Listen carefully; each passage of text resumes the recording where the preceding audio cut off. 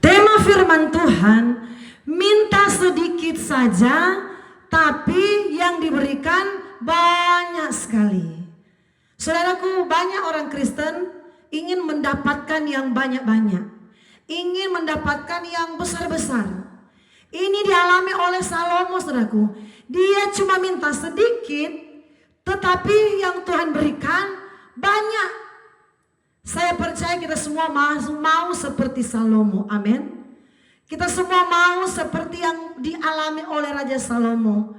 Dia meminta satu hal, Tuhan berikan banyak dalam pribadinya. Oh, ini hal yang luar biasa yang dialami oleh Raja Salomo. Dan tidak menutup kemungkinan kita pun bisa mengalami hal yang seperti ini. Kita minta satu, Tuhan bisa kasih 10, saudaraku. Kita minta 2, Tuhan kasih 100. Tetapi bagaimana dulu kehidupan kita supaya kita cuma minta sedikit, yang diberikan Tuhan banyak sekali. Saudaraku, yang menjadi dasar firman Tuhan dalam kitab 1 Raja-Raja 3 ayatnya yang ke-11. Jadi berfirmanlah Allah kepadanya, oleh karena engkau telah meminta hal yang demikian, tidak meminta umur panjang atau kekayaan atau nyawamu semua, melainkan pengertian untuk memutuskan hukum, maka sesungguhnya 12, aku melakukan sesuai dengan permintaanmu itu. Sesungguhnya aku memberikan kepadamu hati yang penuh hikmat dan pengertian, sehingga sebelum engkau tidak ada seorang pun seperti engkau, dan sesudah engkau takkan bangkit seorang yang sama seperti engkau. Saudaraku, apa yang diminta oleh Salomo? Dia meminta hikmat, pengertian yang daripada Tuhan. Karena waktu itu dia sudah menjadi seorang raja, menggantikan Daud ayahnya. Dia berkata, Tuhan, hambamu ini tidak punya pengalaman, hambamu ini masih muda, hambamu ini memohon hikmatmu Tuhan untuk memutuskan perkara umatmu, bangsamu, bangsa Israel. Tetapi Tuhan berkata, baik sekali ya apa yang kamu minta. Yang kamu minta itu, kamu tidak minta kekayaan, kamu tidak minta umur panjang.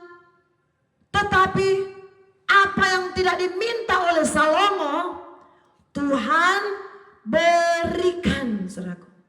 Saudaraku, luar biasa pribadi dari Salomo ini. Banyak kali orang Kristen, hal yang mereka minta kepada Tuhan pertama-tama ialah kekayaan. Oh Tuhan, tolong berkati pekerjaan saya, berkati usaha saya, berkati ekonomi saya, berkati bisnis saya. Semua yang dia minta ialah berbicara perkara duniawi.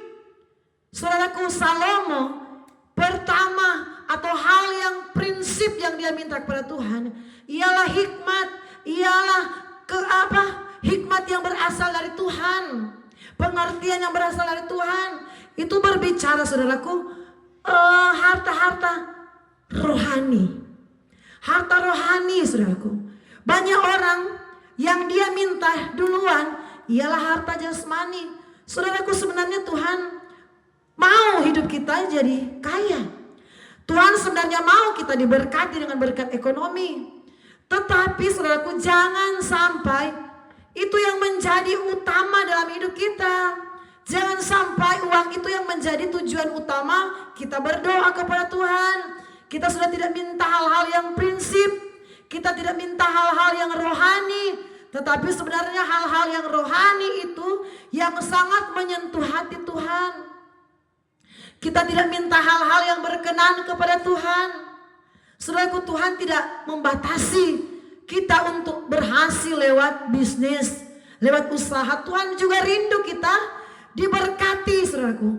Tetapi itu bukan hal yang utama dalam hidup kita dalam Tuhan. Itu bukanlah tujuan utama kita menjadi orang Kristen.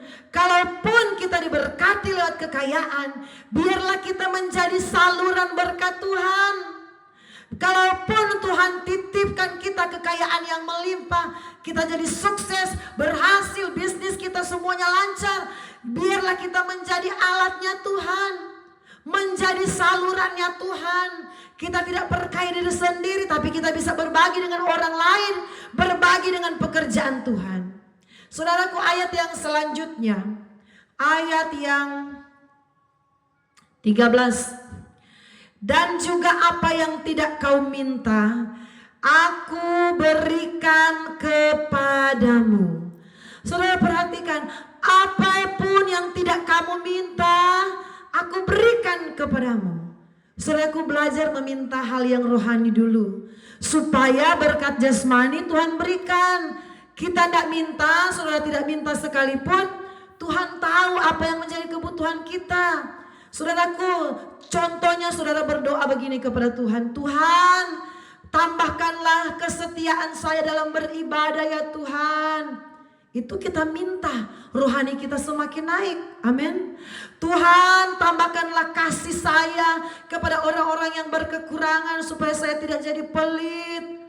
Oh saudara, doa-doa yang seperti itu paling jarang dinaikkan oleh orang Kristen. Oh Tuhan, tolong Tuhan, kalau dulu Tuhan saya malas ibadah, Tuhan ubahkan hatiku, ubahkan pikiranku, supaya saya lebih setia dan mengasihi Engkau ya Tuhan. Tuhan tolong supaya anak-anak saya mereka suka berdoa, supaya suami saya dia lebih mengasihi Tuhan, rajin ibadah. Jarang sekali kita berdoa yang semacam itu, berdoa untuk meminta hal yang rohani. Tetapi banyak sekali yang orang Kristen berdoa, berkati, berkati, berkati, tolong usaha, tolong bisnis, tolong pekerjaan, angkat jadi kepala. Sebenarnya itu tidak salah, tetapi jangan doa itu yang jadi utama. Berkat rohani itu harus menjadi utama, supaya apa yang tidak kita minta Tuhan akan berikan, karena dari hati kita sudah teruji dengan Tuhan. Orang yang hatinya berdoa meminta berkat rohani, berdoa supaya dia semakin setia, berdoa supaya Tuhan ubahkan hidupnya yang lama. Saudaraku, dia doa itu berkenan kepada Tuhan. Doa itu doa yang menyentuh hati Tuhan, saudaraku. Doa itu doa yang ditunggu-tunggu oleh Tuhan. Saudara, ini Raja Salomo, firman berkata, dan apapun juga yang tidak kamu minta, aku berikan kepadamu. Baik, saudara perhatikan, kekayaan, kemuliaan, sehingga sepanjang umurmu tidak ada seorang pun yang seperti engkau. Saudaraku, dia cuma minta satu, Tuhan kasih bonus. Banyak sekali bonus yang Tuhan berikan. Kekayaan yang tidak diminta oleh Raja Salomo Tuhan beri. Kemuliaan yang dia tidak minta Tuhan beri, saudaraku. Umur panjang yang dia tidak minta Tuhan kasih. Saudaraku, banyak orang, saudaraku, meminta hal yang duniawi. Tuhan tolong saya mau beli ruko, saya mau beli apartemen. Sebenarnya itu tidak salah. Kita diberkati, Tuhan juga mau diberkati. Tetapi coba kita mulai rubah di hari-hari ini. Kita doa dulu hal-hal yang rohani. Tuhan tolong saya masih pemarah, rubahkan saya menjadi istri yang lembut. Itu coba kita minta sama Tuhan. Tuhan, rubahkan saya. Saya masih pelit melihat pekerjaan Tuhan. Pekerjaan Tuhan sementara bangun gereja, saya tidak mau berkorban. Rubahkan saya. Kita minta, kita diubahkan Tuhan. Kita doakan, Tuhan, saya selama ini jarang baca Alkitab. Rubahkan saya Tuhan, saya mau bertindak, saya mau rajin baca Alkitab, saya mau rajin ibadah. Itu doa yang Tuhan inginkan.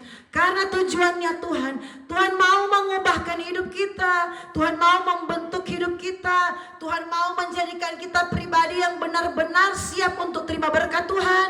Karena banyak orang Kristen tidak siap terima berkat Tuhan. Ketika dia dapat mobil, dulunya dia rajin waktu belum ada mobil yang baru. Tapi Tuhan izinkan, Tuhan berkati, dia dapat mobil. Sudah tidak ibadah-ibadah, tetapi dia pakai mobil itu jalan santai-santai. Itu contoh yang kecil, saudaraku. Tuhan bilang, dulu dia tidak ada mobil, cuma naik motor, rajin ibadah. Tetapi sekarang ada mobil, sudah tidak ibadah. Jadi Tuhan bilang, aduh memang. Banyak kali orang Kristen belum siap terima berkat Tuhan. Karena hatinya belum dipulihkan. Karena pikirannya belum dipulihkan. Karena pribadinya belum dipulihkan. Saudaraku, mari Tuhan mau pulihkan hidup kita. Kalau hati kita sungguh-sungguh mau mengasihi Tuhan, berkat jasmani akan menyertai hidup kita. Haleluya, Tuhan memberkati.